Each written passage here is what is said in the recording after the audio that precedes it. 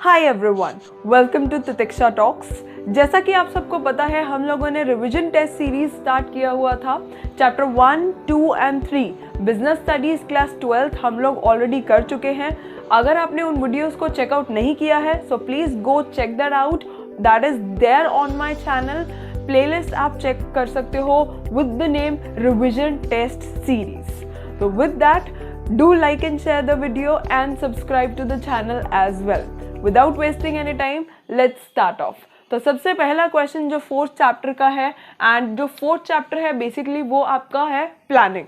तो first question है आप सबके लिए, at which level of management more time is consumed on planning as compare to other levels. If you remember, आपको planning chapter में काफ़ी सारे लेवल्स गिवन थे कि नहीं? बिल्कुल थे।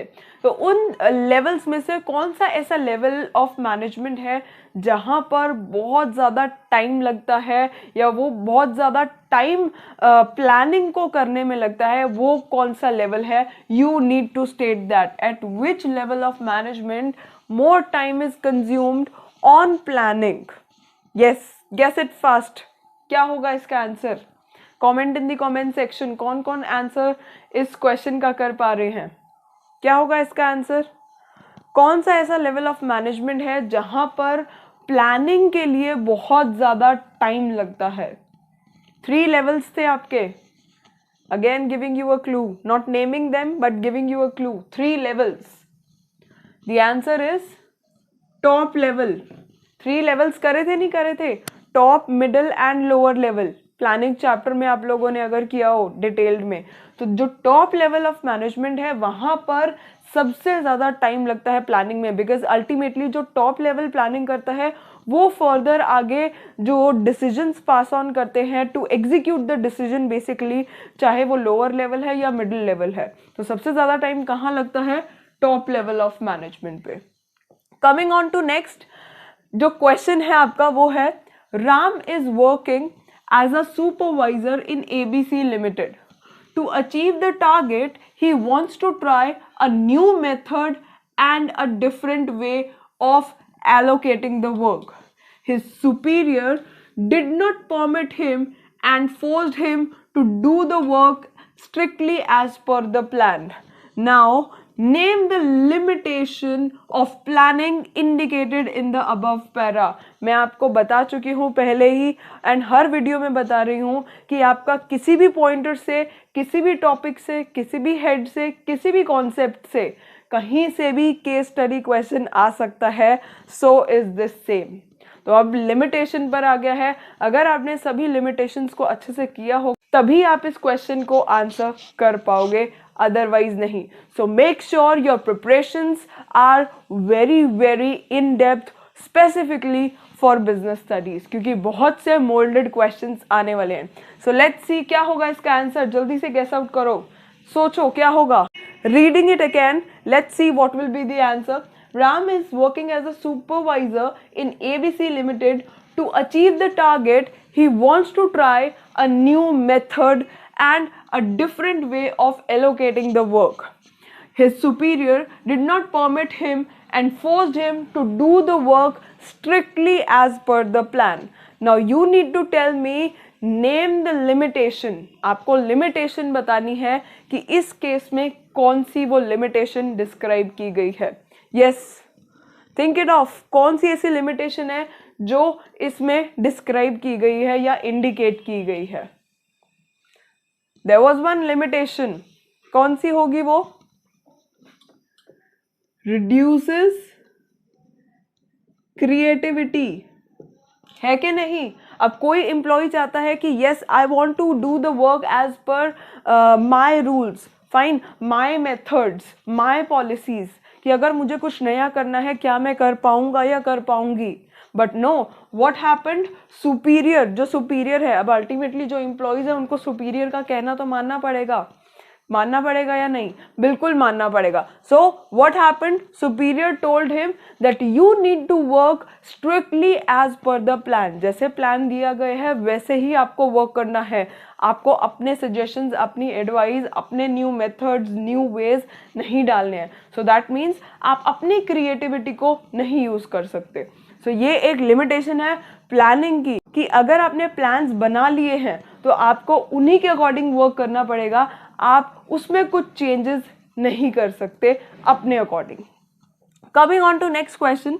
Planners are supposed to be highly intellectual as they have to analyze business environment to make predictions regarding future, comparing various alternatives and select the best. It is related to which feature of planning? Again, this is related to features of planning. Direct question नहीं आएगा state 3 features of planning. No, ऐसे molded questions आपके आने वाले हैं, चाहे वो 1 mark में हो चाहे 3 marks में. अब इसी को ही 3 मार्क्स बनाना हो तो क्या आएगा? Name the feature and explain the feature as well. And इसके अलावा भी आपको 2 एक्सप्लेन करने पड़ सकते हैं. सो हर एक फीचर को, हर एक लिमिटेशन को, हर एक पॉइंट को इतने इन डेप्थ या इतने डिटेल में पढ़ना दैट किसी भी कॉर्नर से आपको क्वेश्चन आ जाए, you are being able to attempt the question. Fine. So tell me, कौन सा फीचर यहाँ डिस्क्राइब किया गया है? If you can see, I have highlighted some of the key terms जिससे आप आइडिया लगा सकते हो. प्लानिंग के फीचर्स रिवाइज करो. Planning is pervasive, planning is goal oriented process, planning is forward looking. Fine. बहुत से ऐसे आपने फीचर्स पढ़े होंगे. सो कौन सा फीचर यहाँ स्टेट किया गया? Planners are suppose to be highly intellectual. उनको हाईली इंटेलेक्चुअल होना पड़ता है. क्यों?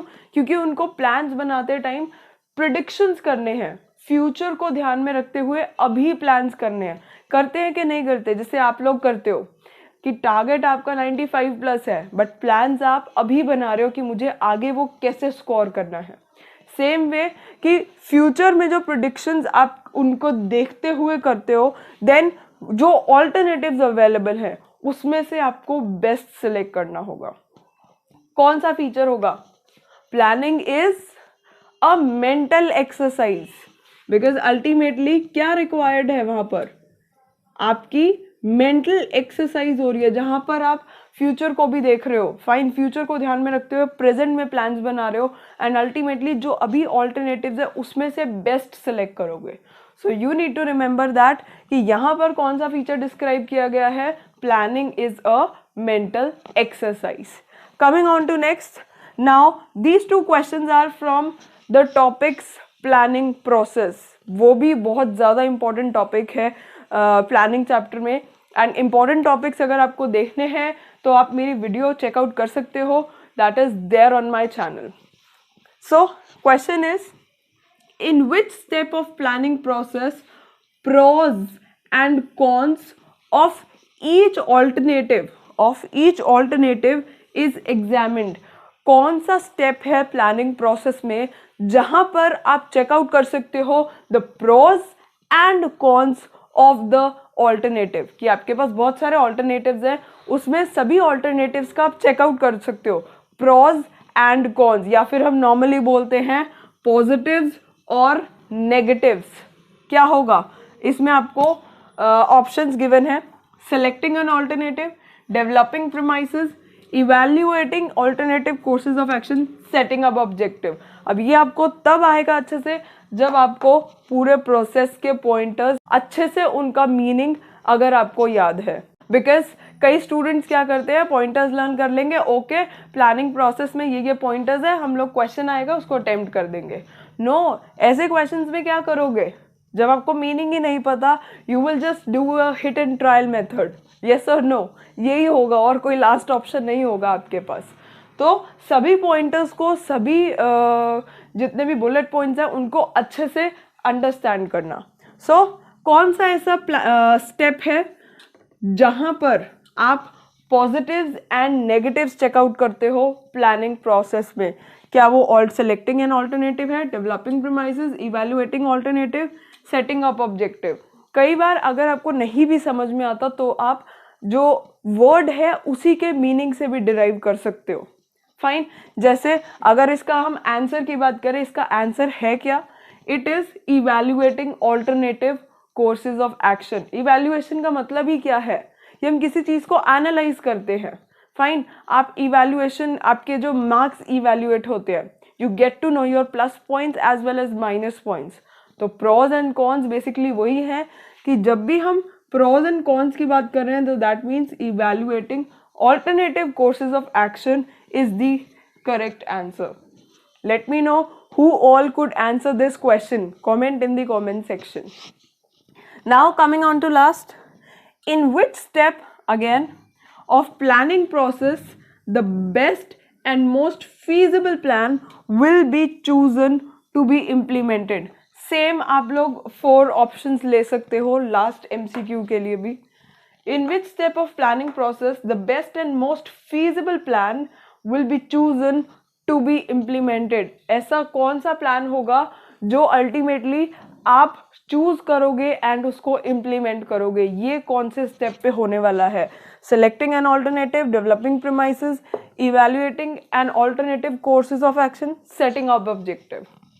क्या हम ऑब्जेक्टिव को सेट कर रहे हैं? क्या हम प्लस माइनस या प्रोज एंड कॉन्स चेक कर रहे हैं? या फिर हम कुछ प्रीमाइसेस या फिर कोई प्रेडिक्शंस सेट कर रहे हैं? क्या कह रहा है? The best and the most feasible plan will be chosen. आप सेलेक्ट कर रहे हो, that means you are selecting an alternative. So answer for this is selecting an alternative is the perfect step wherein you will choose the best plan and it will be implemented. So this is the correct answer for the last multiple choice question. तो इन question से आपको थोड़ा idea लग रहा होगा कि आपके board examinations में कैसे क्वेश्चंस आने वाले हैं.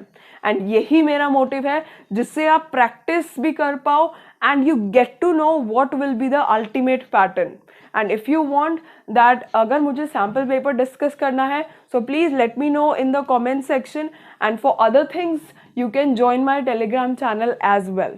So that's it. Wrapping up for today. Please don't forget to follow my mantra. Take it easy and make it easy.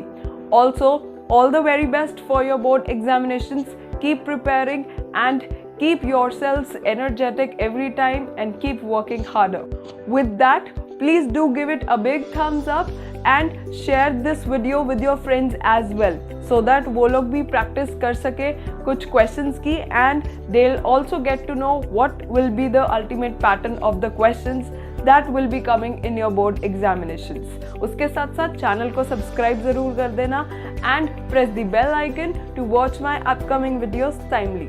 Thanks for watching the video. Bye bye.